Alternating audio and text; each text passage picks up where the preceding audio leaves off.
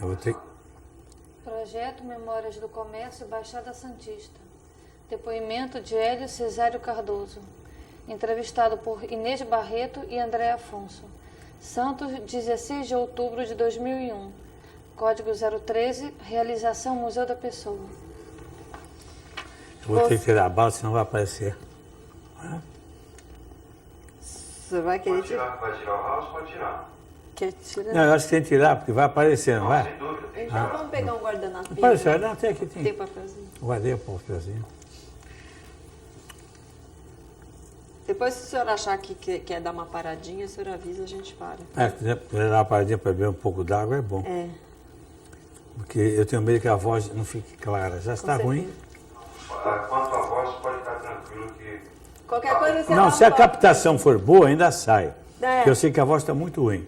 Vamos lá, pode começar. Vamos Mas, começar. de qualquer maneira, vocês comandam daí pra cá, que aí vocês sentem... Tá certo, com É. certeza. Obrigada. Vamos lá, vamos lá. Bom, a primeira coisa eu gostaria que o senhor falasse seu nome completo, local e data de nascimento. Meu nome é Hélio Cesário Cardoso. Eu nasci em Santos em 10 de junho de 1932. Nome dos seus pais? Papai chamava-se Olímpio Cesário Cardoso, Sua mãe? português de nascimento. E mamãe Elídia dos Santos Teixeira, brasileira. E, bom, seu pai era português. Quando que ele veio para o Brasil? O senhor conhece a história por que ele veio para o Brasil? Eu não conheço a história, mas papai não foi o primeiro nem foi o último português que veio para o Brasil. Era moda, né, os portugueses ir para cá. Papai veio bem jovenzinho, bem menino, né? Com o sonho de todas as pessoas que normalmente viajam para cá, né? E trabalhou com o pai, num restaurante no interior, e depois virou leiteiro. Leiteiro, entregar de porta em porta. Que lugar que ele trabalhou no interior? Você sabe? Que cidade? Em Ourinhos. Ourinhos. Ourinhos, no interior do estado de São Paulo. O pai tinha um restaurante lá, era muito menino, né? Trabalhou lá. E depois veio para cá. Inicialmente trabalhou até como cobrador.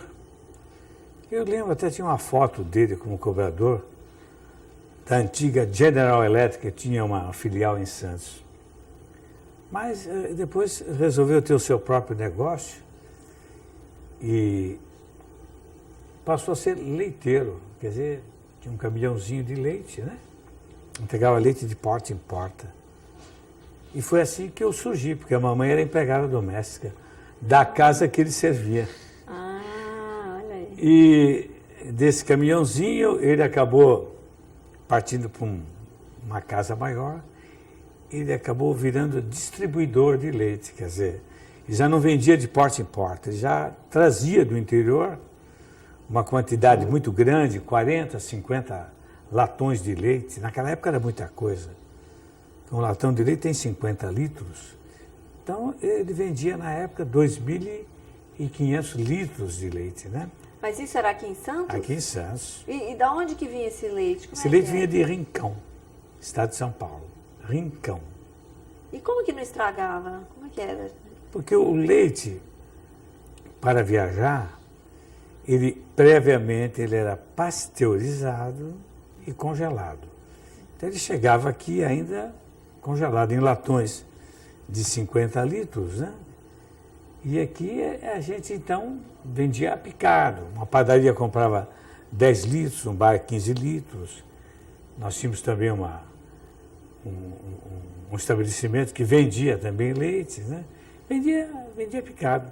E a família toda trabalhava no laticínios. Trabalhava papai, trabalhava mamãe e eu também. Era engarrafado o leite, engarrafinha? A gente engarrafava aqui, vendia. Não se engarrafava leite naquela época, porque você vai estranhar, eu contando a história, ninguém acredita. O hábito, no começo, não era esse.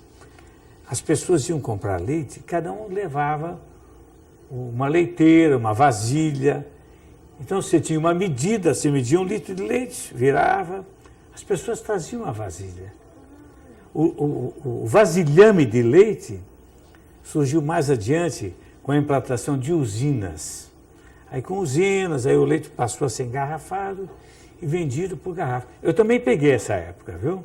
Mas no início, ele era vendido realmente por caneca, meio litro de leite. Punha numa vasilha, numa panela e a pessoa ia embora. Curioso, né? O senhor conheceu seus avós? Quem? Seus avós? Avós? É. Ah, conheci. Conheci bastante meus avós. Sabe por que eu conheci bem? Porque eu sou o neto mais velho. Então eu conheci bastante. A família, olha, eu talvez eu acabe até chorando. Porque a minha descendência é muito humilde. Tá? Meu avô era balanceiro na Companhia Docas, de dar com as balanças. Né? E tinha muitos filhos, 10, 12 filhos, né? Vida difícil. Porém, naquela época, a pobreza era mais digna, viu? Não eram miseráveis. Tinha um chalezinho, ele economizava. A mulher passava a roupa para fora, criava galinhas, tinha uma horta. E tudo isso ajudava na economia doméstica, não é verdade? Então, apesar de pobres, tinha uma vida bonita. Criou os filhos todos, né? Eu era o neto mais velho. Eu lembro muita doçura do meu avô.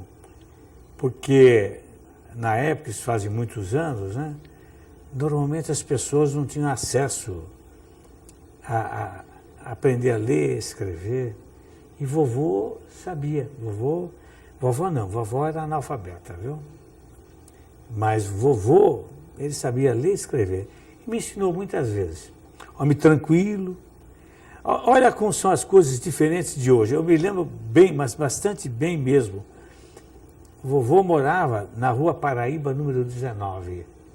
A Rua Paraíba é uma travessa ali da Francisco Glicério, próximo da Bernardino de Campos. Hoje tem um posto de gasolina ali. Então tinha um chalezinho lá. Ele trabalhava no Armazém 19, muito longe dali. Então, para economizar a passagem de bonde, ele vinha a pé do Armazém 19 até a Rua Paraíba, que é muito longe. E eu lembro, curiosamente, que quando a minha avó estava com o almoço pronto, muitos filhos, a mesa posta ali, né? Com muita simplicidade.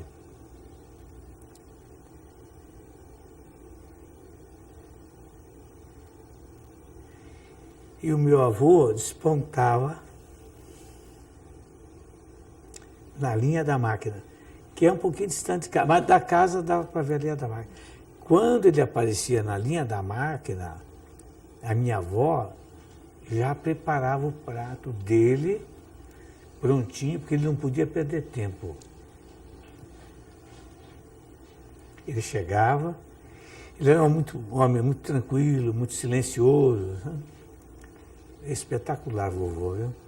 Ele sentava, baixava a cabeça, tomava aquele pratinho de sopa, quietinho, não falava nada.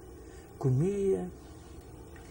E o hábito era, a minha avó punha uma banana do lado do prato de cada um, uma banana. Ele acabava de almoçar, comia a banana, ele saía, dava uma voltinha assim fora da cozinha, no terreno, comia a banana, botava o chapeuzinho dele e ia embora. Porque ele tinha que voltar para o trabalho, para economizar a condução. Acredita nisso? Beleza, né? Agora, eu sempre fui o neto predileto, né, o mais velho, né? A minha avó, o que os meus tios não comiam, eu comia. Ela fazia um ovinho, sabia que eu gostava de azeite, no azeitinho. E os outros ficavam olhando de olho comprido, né? Primeiro neto. E a sua casa, então, era perto da casa dos seus avós? A sua casa de infância? Não, não era. Eu não morava ali. Eu ia lá, às vezes, de visita, né? Eu morava na Rua Carvalho de Mendonça, que não é muito longe, mas eu ia lá de vez em quando, né? Que era o queridinho da avó, né? Ficava lá. E o senhor se lembra da casa da sua infância? Lembro bem mesmo. Lembro mais da casa da minha avó que da minha casa. Ah, é? Olha aí. Eu era muito pequenino, mas da minha avó eu lembro mais, porque estava sempre na casa da minha avó, né? Claro. Lembro E bem. o senhor tem irmãos? Eu tenho uma irmã, que é mais nova do que eu. E o senhor se lembra da sua infância, do que vocês brincavam, como é que vocês faziam? A infância era muito pura, viu?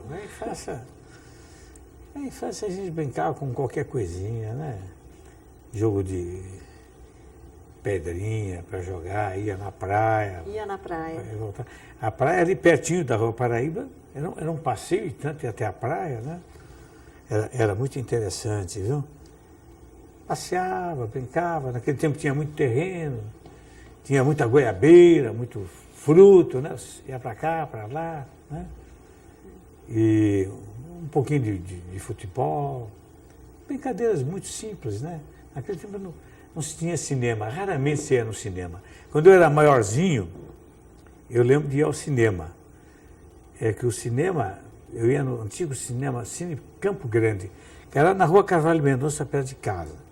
Então você levava, eu não sei a moeda correta, talvez R$1.000, gastava 70 centavos para entrar para ver a matinê, e 30 centavos que sobrava, dava para comprar um gibi velho que vendiam na porta do cinema e tomar um sorvete no Soleonel, que tinha uma sorveteria de fronte do Cine Campo Grande, que depois mudou para Ouro Verde e hoje não existe mais. E a escola? Qual foi a sua primeira escola? Eu lembro bem da escola? Eu lembro bem. Olha, escola, eu devo muito às escolas, o meu ensinamento, principalmente a duas escolas. A primeira, que foi onde eu fiz o curso primário, que era o Externato Santa Rita, da Dona Ziloca. Ela já faleceu. Era ali na Avenida Beira de Campos. Eu estive nas duas, uma anterior, e depois mudou para uma quadra seguinte, ambas na Beira de Campos. A dona escola, a Dona Ziloca, era uma professora muito severa, sabe? Muito exigente. Eu trouxe até uma foto aí do grupo. Ainda tem amigos que estão vivos aí que estudaram comigo. E eu devo, talvez, à Dona Ziloca, assim, um início sólido, bom, que foi o Externato Santa Rita. Ela fazia festinhas de final de ano, festinhas bonitas, com representações. Né? E eu nunca esqueci de uma particularidade. Eu estudei na Dona Ziloca, e naquela época, quando você ia passar para o ginásio, você tinha um exame, chama-se exame preparatório para admissão ao ginásio. Hoje, acho que não tem mais. Então, meu pai se descuidou um pouquinho, eu estava formado no primário, tinha que ir para o ginásio, e eu fui parar no Colégio Santista. Meu pai resolveu me levar para o Colégio Santista, que era o melhor colégio da época. Ele era homem pobre, mas tinha uma leiteria, uma sorveteria já, ele podia pagar, fez questão de me levar para o melhor colégio que havia na ocasião. Era o Colégio Santista dos Irmãos Maristas. Quando ele foi me levar para matricular, o reitor, na ocasião, disse assim, mas o senhor está muito atrasado. O exame preparatório é daqui a 5 dias. Os meninos estão aí há 2 meses se preparando, ele não vai passar. O senhor quer matricular para o exame, mas ele não vai passar. Aí o reitor perguntou para ele, que escola o seu filho estudou?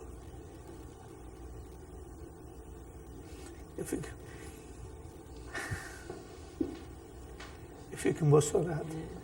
Emociona mesmo. Estudou na Dona Ziloca, na Santa Rita. Dona Ziloca. Eu acho que ele passa. Me matriculou. E eu passei. Olha só, que beleza. Que beleza. Eu passei. Então, veja como era bom a escola, Dona Ziloca, né? Muito severa. Né? E, então, eu tive essas duas coisas que me ajudaram muito na vida. A Dona Ziloca, que foi o início, e depois o Colégio Santista, que eu fiquei lá. O Colégio Santista, eu fiquei no Colégio Santista durante 7 anos. Eu fiz o ginásio e depois fiz contabilidade. 4 anos de ginásio e 3 anos de contabilidade. Eu acho que o ginásio, no Colégio Santista, eu nunca fui um aluno excepcional, não, viu? Eu nunca fui bom aluno, viu? Ficava lá no meio e tal. Na hora do exame eu corria, me esforçava. Eu não era burro, mas era lá pelo meio, viu? Mas a formação que o Colégio Santista, que os irmãos maristas me proporcionaram, eles moldaram o meu caráter. Está entendendo? Não. Havia um ensino religioso. Não importa se é católico, se é protestante, se é evangélico, mas eu acho que a base religiosa nas escolas, eu acho que é fundamental. Toda escola devia ter uma base religiosa. Aquilo me formou o meu caráter, o meu procedimento, à luz daqueles mestres que, na ocasião, eram irmãos maristas mesmo, não eram professores contratados, eram irmãos de batina, né? Então a gente rezava antes de começar a aula, rezava quando terminava, aprendia evangelho, assistia a missa todos os domingos, a gente assistia a missa. E olha, coisa curiosa, olha a pureza da época. Eu lembro bem de um detalhe maravilhoso. É maravilhoso. Aos sábados tinha confissão. No domingo tinha missa e quem confessava comungava no domingo, né? Então no sábado, quem quisesse confessar se colocava lá. Não havia um confessionário. Tinha um corredor, eram os dormitórios dos irmãos e o padre ficava recolhido dentro do quarto. Eles ficavam numa cadeira, ele sentava, abaixava a cabeça e você ajoelhava ao lado e dizia os pecados para o padre, né? Mas olha a pureza.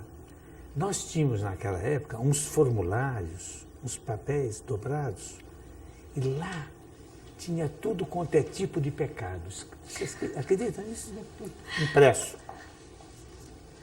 Era um memorizador. Você pegava, olhava para lembrar o que você tinha cometido. Então, os antecessores nossos companheiros, pegavam o lápis e sublinhavam para não esquecer. Então você viu os pecados de quem... Já tinha sublinhado. Não sei bem de quem era. Estava lá, ia para o monte, você pegava, pô, esse cara aqui, ó. Mas olha a pureza da época. Você está entendendo? Não? Que coisa linda, não? Aí você ia comungar no domingo. Que coisa bonita, não?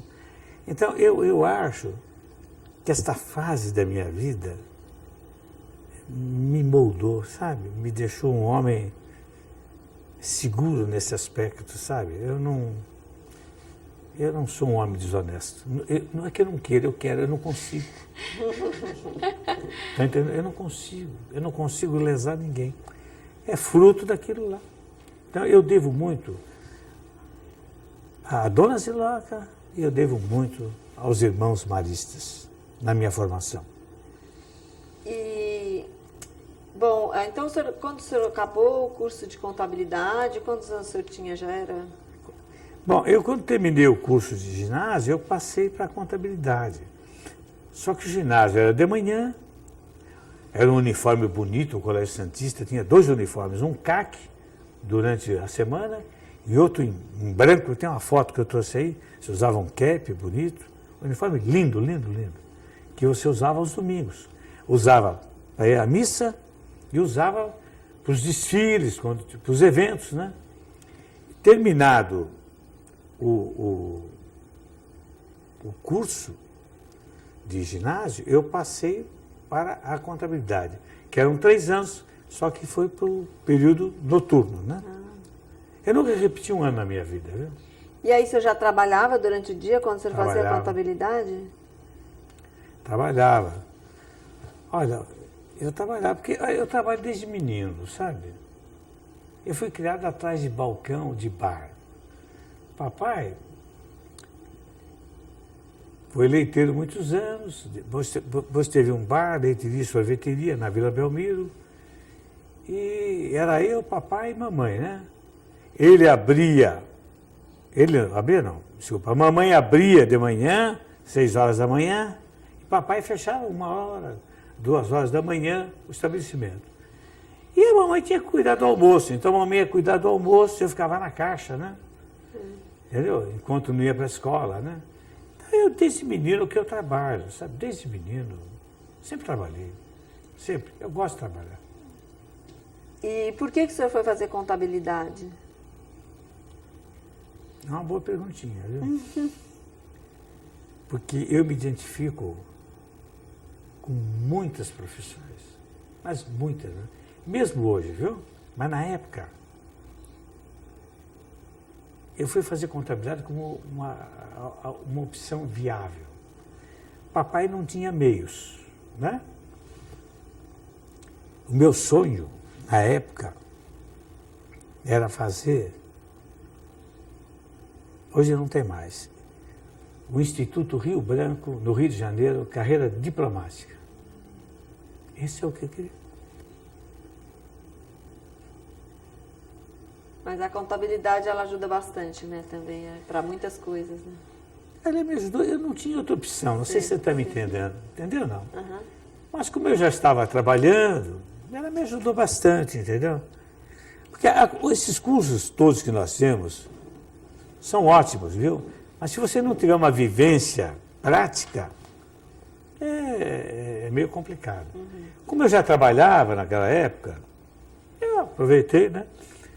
E fiz o curso de contabilidade. E logo após, eu queria fazer Instituto Rio Branco. Não tinha. A única faculdade que tinha em Santos, eu fiz. A primeira, de economia. Era a Faculdade de Ciências Econômicas e Comerciais, que hoje é da São Leopoldo. Na época, era do José Bonifácio, ali na Avenida Conselheiro Nébias. Então, eu optei pelo curso de economia. Não me arrependi, não. Tive bons companheiros, aprendi bem, me identifiquei bem, gosto da matéria, aplico e tenho muito orgulho de dizer que eu me julgo um bom economista dentro do campo empresarial. Me ajudou bastante a economia. E depois, então, o senhor trabalhava na leiteria do seu pai e depois o senhor teve, em algum momento, o senhor teve um primeiro emprego sem trabalhar com o pai? Como é que foi essa mudança? Não, o meu primeiro emprego, depois de trabalhar com o pai, o sonho naquela época, sabe qual era? Meu pai lutava, mas não conseguiu. Ele conseguiu um emprego numa que chamavam de casa de café, um comissário, porque eles ganhavam muito dinheiro, tinham participações e gratificações monumentais, porque o café, na época, era a coqueluche em matéria de economia. Os empregados ganhavam muito na época. Mas ele nunca conseguiu, né? E eu o que fiz? Meu primeiro emprego foi como um mero auxiliar numa empresa de transportes, trabalhei alguns meses lá, depois mudei para o Banco Português do Brasil, mudei para o Banco Auxiliar de São Paulo, que era um emprego melhor, mas entrei lá para entregar cartas, imediatamente fui guindado a ser encarregado de cobrança, trabalhei durante um ano e pouco no Banco Auxiliar, com bons companheiros, aprendi muita coisa e acabei sendo convidado para trabalhar no Banco Português do Brasil. Tinha um amigo lá e ficou de me avisar que quando houvesse uma oportunidade ele me levaria para o Banco Português, que era um banco maior, que poderia me oferecer um ganho melhor, uma oportunidade de crescimento maior, e eu fui para o Banco Português do Brasil. Então, eu estava no Banco Português, comecei trabalhando na carteira de cobrança com entrada de títulos e depois passei para o setor de café. E, curiosamente, o banco me deu realmente uma oportunidade muito grande. O banco, pela forma de trabalhar, uma disciplina rígida, muito organizado, metódico. Me fez aprender muitas coisas úteis no dia a dia. E, na ocasião, tinha uma empresa em Santos, que chamava-se Descopa, Distribuidora Comercial Paulista. Uma empresa muito grande, que trabalhava com o ramo de eletrodomésticos e veículos. Eles eram concessionários de automóveis, caminhões Chrysler, Plymouth e Fargo, e também o Volkswagen, que na época ninguém sabia falar Volkswagen. Tinha umas placas, ninguém sabia falar. Nós chamávamos de carro do povo, que Volkswagen, em alemão, não sei se sabia, Volkswagen, Wagen é veículo, Volks é povo, é veículo do povo. Então, o nome da placa era veículo do povo. Então, nós recebemos a visita no banco de um gerente do escritório dessa empresa, da Descopa, chama-se Inel Alves de Camargo, um homem extraordinário, excelente professor, hoje está aposentado. Ele foi presidente da Federação dos Contabilistas, um homem extraordinário. Deu uma escola aqui durante muitos anos. E o Inel estava procurando uma pessoa, porque ele não conseguia organizar o crédito e cobrança da Descopa. E foram convidar lá um senhor, chama-se Antônio, um português, estava lá há muitos anos, ele dirigia a carteira de crédito e cobrança da Descopa. O português ficou com medo. Primeiro de largar o banco, estava lá há muitos anos, ganhava bem, trocar o certo pelo incerto, mesmo ganhando mais, mas correndo risco. Ele ficou com medo. Então ele diz, olha, tem um menino aqui atrás, muito bom, fala com ele. E eu fui convidado para uma entrevista, foi chamado. O superintendente da Descopa na época chamava-se Antônio dos Santos Carvalhal, já faleceu. Homem inteligente, forte, questionador, opinativo, uma criatura. Ele discutia sempre, contra ou a favor, ele estava sempre do outro lado. Mas era uma barreira, ele era terrível, muito inteligente, um homem maravilhoso, viu? Aprendi muito com ele. Ele me chamou para uma entrevista e disse assim, olha, nós temos um cargo aqui, eu tenho um crédito de cobrança, eu tenho um monte de problemas, não posso conviver assim, preciso organizar a carteira, quer saber quanto tem, se bate com o registro duplicado, se bate com a contabilidade, quer saber quem está devendo, quem está atrasado, o que eu tenho de duplicados disponíveis para descontar nos bancos, para fazer dinheiro, aprovação de crédito correta, tal caos lá. O senhor faz, porque ele viu muito menino. Eu tinha nessa época 19 anos. 19 anos para tomar conta de uma carteira de crédito e cobrança que aprovava venda de caminhão, de automóvel. Uma empresa grande. Você lembra que ano que era isso? O diretor era Antônio Santos Carvalhal. Que ano? 51. 51. 1951. Aí ele começou a fazer um monte de perguntas para mim. Olha, eu preciso disso, você faz? Eu digo, eu faço. Olha, mas eu preciso também que tenha na minha mesa todo dia a posição do que está disponível, carteira e tal. Você faz? Eu digo, eu faço. Eu quero saber o que tem disponível para descontar com os bancos. O senhor faz? Faço. Quero saber o que está perdido, o que está inadimplente, o cliente que não paga. O senhor faz? Faz. Tudo que ele perguntava, eu dizia que fazia. Aí ele terminou a entrevista assim. Olha, você está dizendo que faz tudo. Tudo que eu te falei agora, você disse que faz. Se você não fizer, eu te mando embora. Eu posso te admitir. Se você fizer, você é ótimo. Você faz? Digo, eu faço. Se você não fizer, eu te mando embora. Vamos deixar bem claro. Tudo bem. Se eu não fizer, você me manda embora. Aí fomos acertar o salário. Ele ofereceu um valor menor que eu queria. E não, eu pedi para o senhor tanto. Não, mas eu só posso pagar tanto. O senhor não vai me mandar embora, se eu não fizer? Eu vou fazer o trabalho que o senhor está me pedindo. Mas eu não aceito que o senhor quer me pagar. O senhor tem que pagar o que eu pedi para o senhor. Ou o senhor procura outro. Mas eu faço. Pode me mandar embora, mas eu faço. Ele me admitiu. Eu entrei nessa empresa em 27 de fevereiro de 1951. E fiz uma carreira lá de quase 13 anos. Comecei como encarregado de crédito e cobrança, depois passei a gerente de compras, gerente comercial, depois ele me transformou em diretor comercial, deixei de ser empregado. E na hora de sair ele ainda queria me segurar, mas eu fui embora. Aí fundei a minha própria empresa. E como é que era essa empresa que o senhor trabalhava? Você vendia caminhão? Como é? Essa empresa era um exemplo para Santos, um colosso de uma empresa. Era aqui na rua São Francisco, de número 33 a 45. Ela comercializava com toda a linha de eletrodomésticos, móveis, e era distribuidora, tinha oficinas de automóveis e caminhões da Chrysler, Plymouth, Fargo, Dodge e, além disso, o Volkswagen, que era o carro da época que estava saindo. Era um colosso de uma empresa. Tinha um porte muito grande, tinha muitos funcionários, oficinas completas, não só de veículos, como também de aparelhos domésticos. E vendia bastante aqui em Santos? Vendia. Ela era praticamente a maior do mercado. Como organização, não tinha nada igual. Eu acho que a desculpa foi uma universidade do comércio em Santos. Tinha lá o Carvalhal, um homem muito bom, o Inel, que era um homem muito competente também.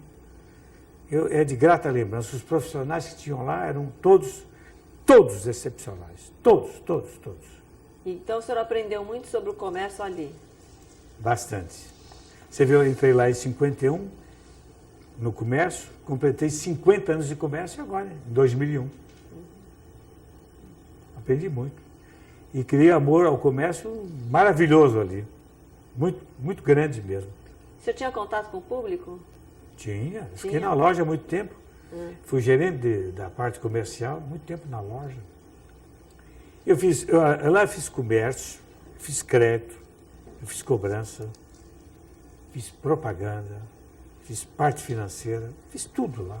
Qual que eram os produtos que mais vendiam lá naquela época? Bom, nós tínhamos na época 2 setores, de veículos e outro, curiosamente, o nome é feio, chama-se veículos e não veículos.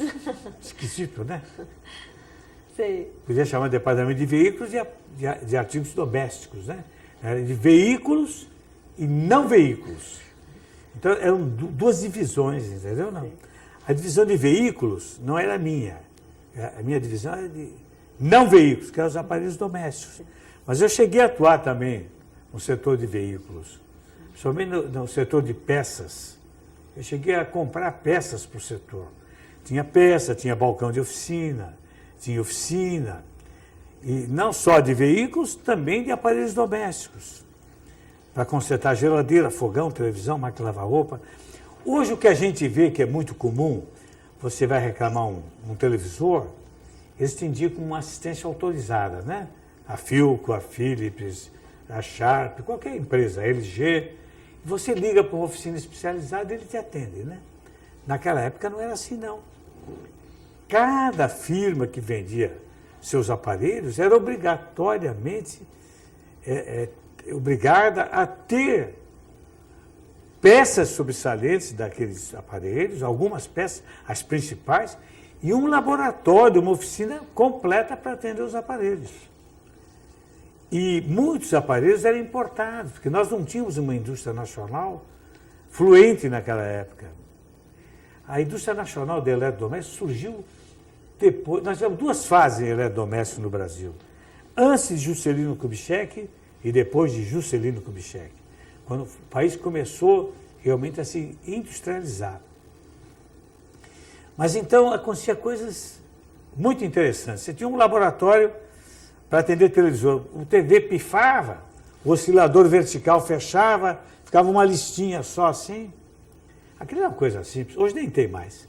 Mas trocar o transformador também é fácil, é tirar um transformador e pôr outro. Sabe o que a gente tinha que fazer? Pegava o transformador velho, acredite se quiser, punha numa máquina, desmontava o núcleo, sobrava o bobinamento que era todo isolado entre os fios e betume, para não pegar umidade. Aí você desmontava aquilo, punha num carretel, numa máquina, contava as espiras para desmontar de cada fase do transformador,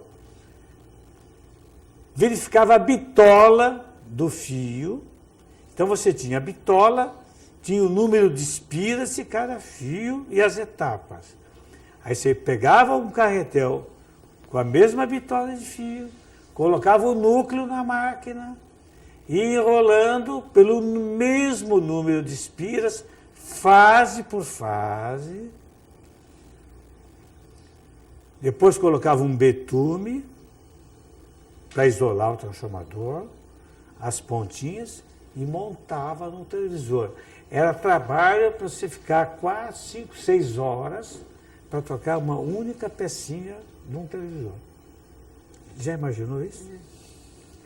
Geladeira, eu vivi esta época que eu vou falar. Eram produtos importados. Hoje uma geladeira quebra, você vai, compra um trinco novo, vai lá, põe o trinco, pá, pá. E ainda o pessoal reclama, que demora 2, 3 dias, às vezes não tem que vir da fábrica, e o cliente reclama, pô, que absurdo, o senhor não tem um trinco. É normal, o trinco gasta de vez em quando, tem que mandar vir da fábrica, demora 3, 4 dias, está lá o trinco. Naquela época, quando quebrava um trinco, por exemplo, a Frigidaire, tinha um trinco junto da porta, era uma alça, você puxava, ele quebrava às vezes, ele era em antimônio, e não existia o trinco. Sabe o que tinha que fazer? Você pegava o trinco velho, você fazia uma forma de argila,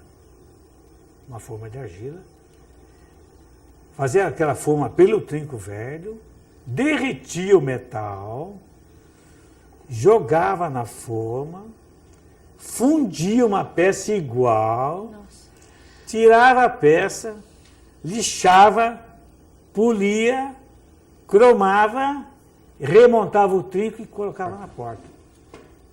Isto era o eletrodoméstico naquela época.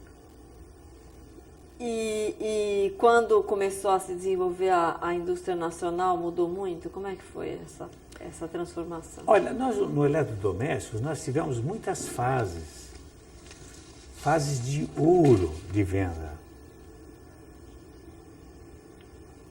Quando eu comecei no eletrodoméstico, em 51, 52, vou falar uma coisa que vocês não vão acreditar. Conhece geladeira de gelo? Não sabe nem o que é. Sabe o que é? Eu sei. Sabe o que é? Sei. Não tinha geladeira elétrica. Uma pessoa ou outra que tinha geladeira elétrica. O que era a geladeira de gelo? Era um armário de madeira, forrado com folha de zinco, em cima tinha uma portinha, embaixo tinha umas prateleirinhas, tudo de madeira. Aí o geleiro, tinha um geleiro, passava o caminhão todo dia em casa, vendia um pedaço de gelo, você punha lá no compartimento de cima, enrolava em jornal ou em pano, né, para conservar o gelo, não derreter, e os pratinhos com a comida você punha embaixo para ficar aquela temperatura fresca, né? Não havia geladeiras no Brasil, só importadas.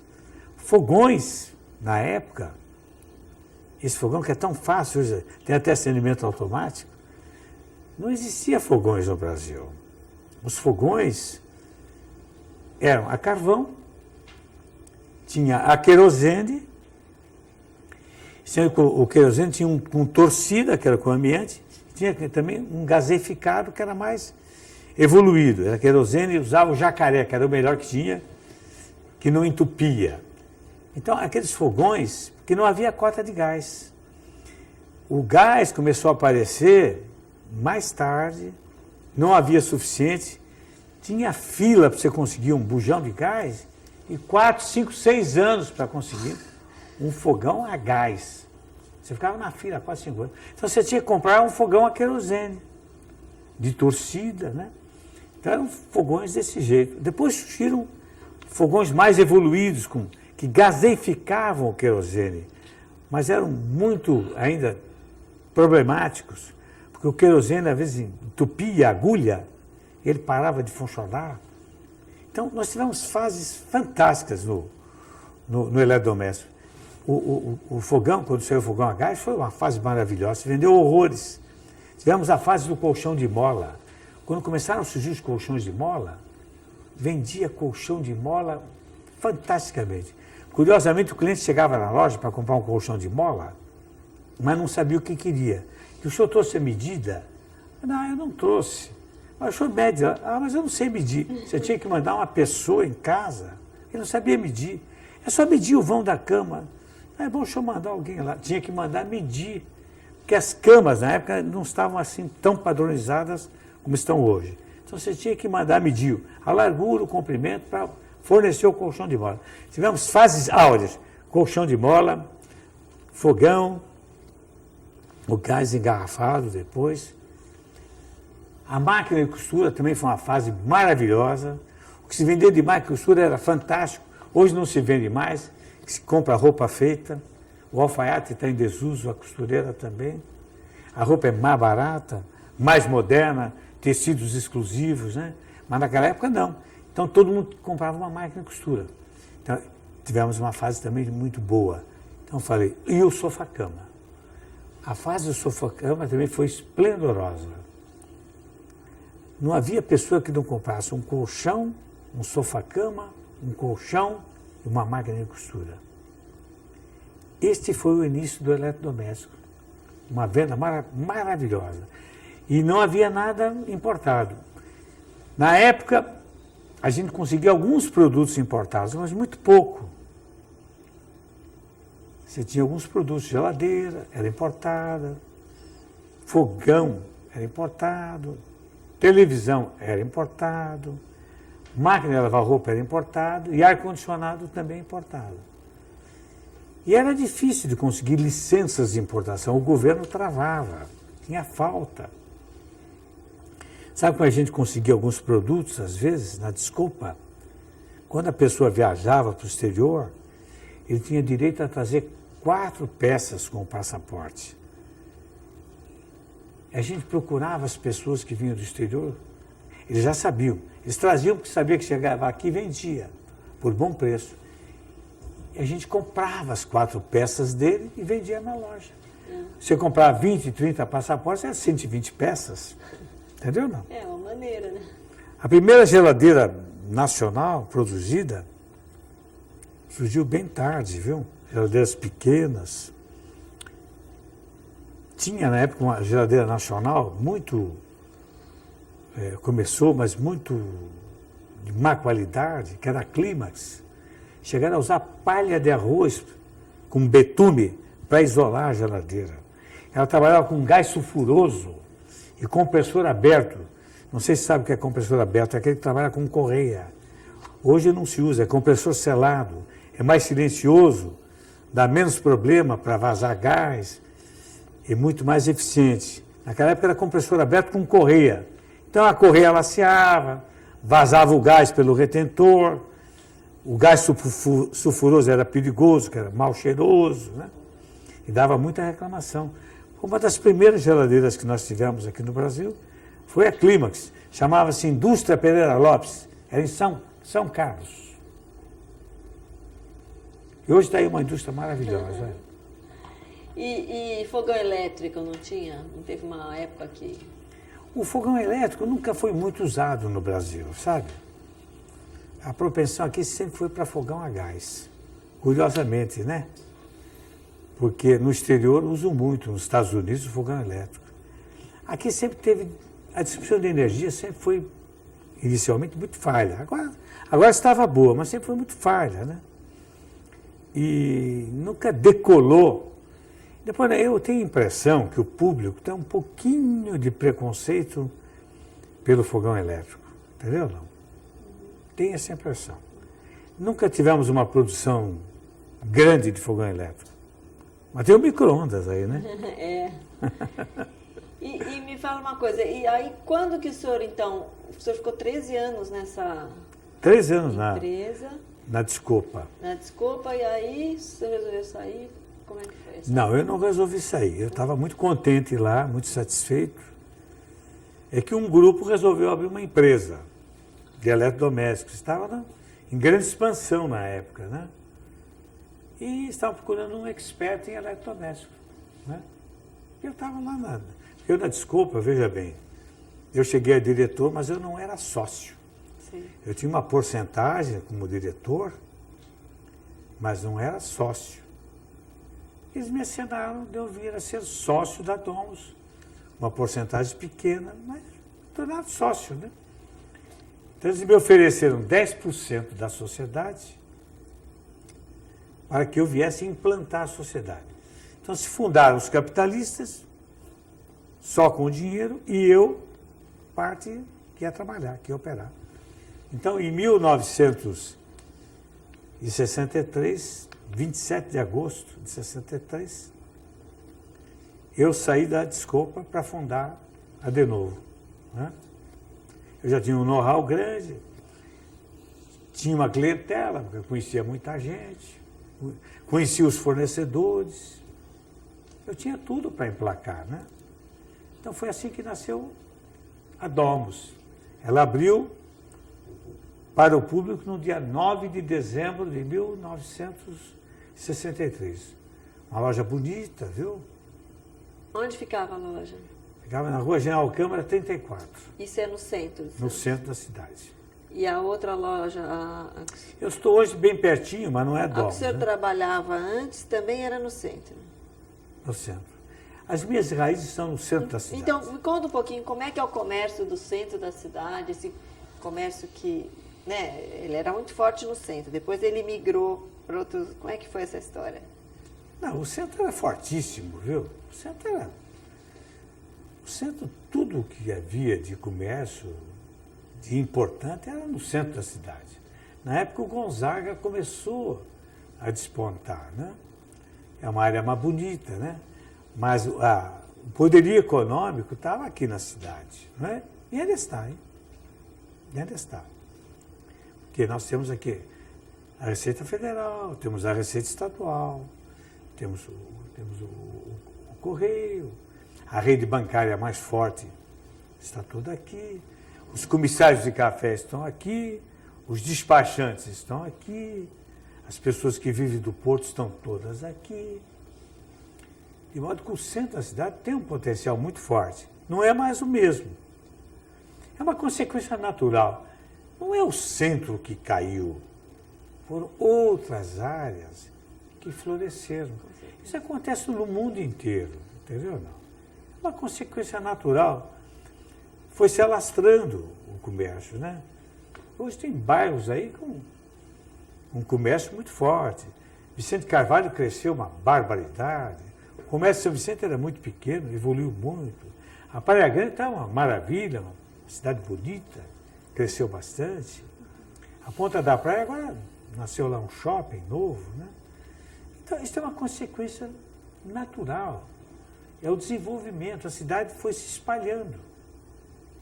Quer dizer, as pessoas se queixam muito do centro, o centro ainda guarda um bom potencial. Não é mais o mesmo, é lógico que não é.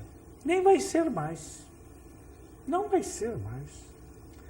Pode você estancar o processo, pode melhorar, mas voltar ao que era, nunca mais. Nunca mais. Mas é uma boa área.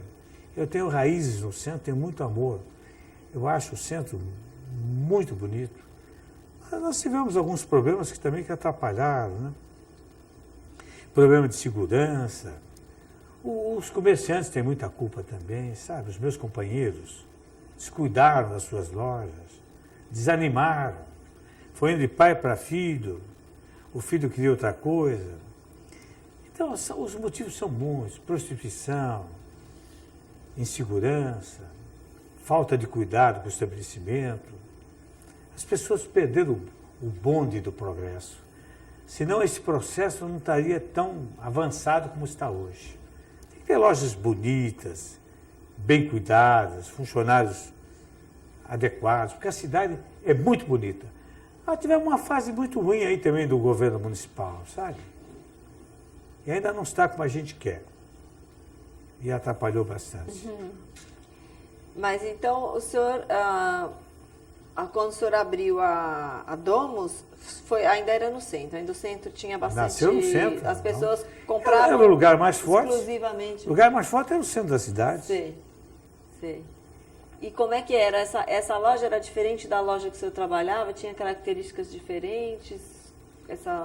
Como é que era? Que produtos vocês vendiam? Os produtos que você fala quando eu abri no centro da cidade, Essa foi a Domus, né? Isso, a Domus. Que eu abri a Domus depois da Descopa, que era na São Francisco. Em primeiro lugar, ela tinha um ponto comercial 10 vezes melhor que a Descopa, que estava num fim de linha. Começa por aí. Segundo, uma mentalidade moderna, mais agressiva. Um padrão de lojas mais moderno. Um marketing mais efetivo. A Domus, quando nasceu, nós tínhamos um marketing muito forte. Que tipo de propaganda vocês faziam? Como é que era essa questão? Na época? Não, a propaganda, ela não é difícil. Você precisa ser criativo, inventar coisas e estar presente sempre na mídia. Você não pode fazer que o teu cliente esqueça do teu nome. Às vezes o anúncio parece que não vende nada. Eu acho que marketing, propaganda, é como você fazer uma parede, uma muralha. Viu? Cada empreendimento é um tijolinho. Se o tijolinho é bom, ele aumenta a muralha. Se ele for ruim, ele distorce a muralha. Então, cada coisinha que você faz é uma somatória de tempo, está entendendo? Isto vai ampliando o teu potencial junto ao consumidor. É atendimento, é postura, padrão de anúncio. É tudo uma sistemática, a forma de atender, de acolher, de falar. Tem pessoas que não ligam, precisa treinar a equipe. A loja precisa estar iluminada, a fachada pintada, o muito obrigado, por favor, um anúncio bem feito. Você não faz anúncio aqui, vamos quebrar o seu galho. Não. Você tem uma coisa... Se você quer um cliente de bom nível, você tem que usar a linguagem que ele gosta de ouvir, não é? Então, tudo isso, ter produtos apropriados. Olha, comércio é uma coisa maravilhosa. Para ser comerciante, não basta saber comprar e vender. Comércio é uma mixagem de muitas profissões, de muitas habilidades. O comerciante tem que ter feeling, tem que ter percepção, ele tem que enxergar diante dos outros. Eu vou dar um exemplo para você, que é muito interessante. Vamos dizer, o marketing. O que é marketing? Tem tanta definição, não é? O marketing é você pressentir o que vai acontecer e que os outros ainda não perceberam, mas eles vão se engajar nesse movimento. Então, um exemplo bem simples. É como aquele surfista que pega a prancha e entra mar adentro. Ele entra mar adentro. Ele se coloca na linha do mar, pesquisando o horizonte. Ele olha, para saber qual é a onda que ele vai embarcar. Marketing, em parte, é onda. Entendeu ou não? Ou ele embarca na onda certa, ou ele embarca na onda errada. Se ele tiver sensibilidade para a coisa, ele percebe o momento exato e a onda exata que ele tem que embarcar. Ele olha, ele refuga esta, aquela, outra, é aquela que vem vindo lá. Ele percebe, é feeling, é aquela. Quando ela chega, ele embarca e ele vem até a terra. Isso é marketing. É um exemplo grosseiro. É percepção. É feeling. Isto você tem ou não tem? Eu sinto que eu tenho. Às vezes as pessoas discutem comigo Eu agora até que eu não discuto muito, já discuti muito, já fui muito teimoso. Hoje eu fico calado, porque as pessoas às vezes não percebem as coisas. Você está vendo com tanta clareza que não dá para discutir com o cara, está entendendo? Não. Isso é comércio. Você sente, é a possibilidade de saber o que dá certo e o que não dá certo.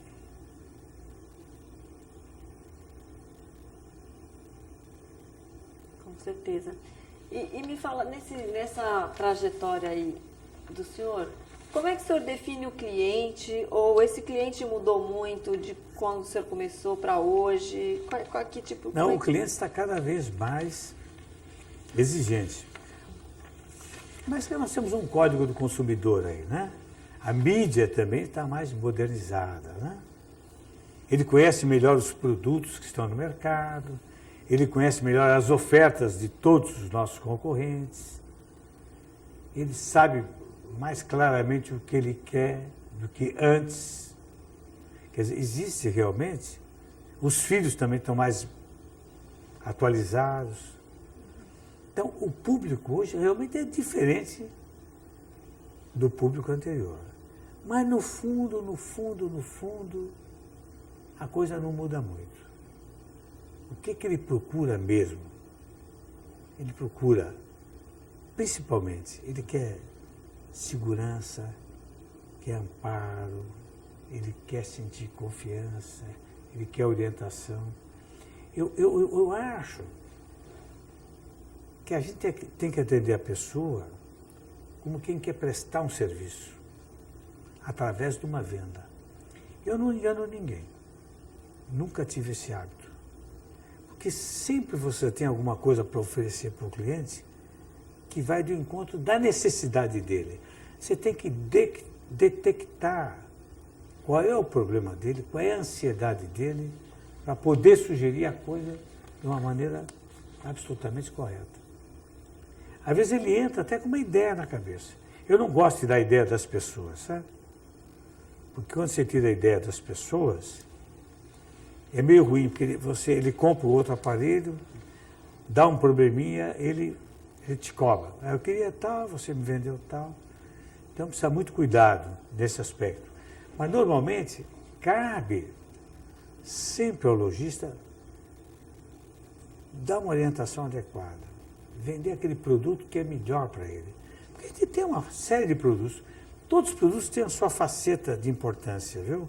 Apesar de concorrentes, um é mais adequado para uma coisa e outro é mais adequado para outra, né?